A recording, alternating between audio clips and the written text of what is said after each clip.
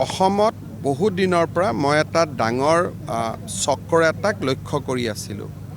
সেইটো হ'ল যে মেডিকেল ইঞ্জিনিয়াৰিং আৰু CBSE পৰীক্ষাৰ আগত ল'ৰা ছোৱালীসকলক চেণ্টাৰ চেঞ্জ কৰাই দিয়া হয় আৰু কিছুমান নিৰ্দিষ্ট স্কুললৈ লৈ যোৱা হয়।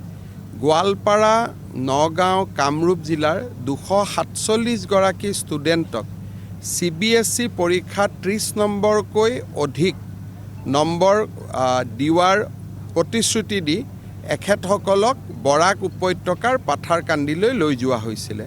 পিছত যেতিয়া তাতে সুবিধা নাপালে ল'ৰা ছোৱালীখিনিয়ে হুলস্থুল কৰিলে, লাহে লাহে গোটেই চক্ৰটো পোহৰলৈ আহিছে।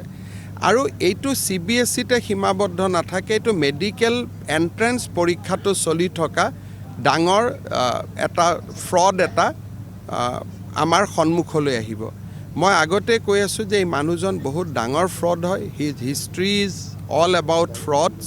আমাৰ অসমৰ কিছুমান বুদ্ধিজীৱীক তেওঁ নিজৰ অধীনলৈ লৈ আহি এটা মানুহক বিপথে পৰিচালিত কৰাৰ প্ৰচেষ্টা ইমান দিনে চলাই আছিলে।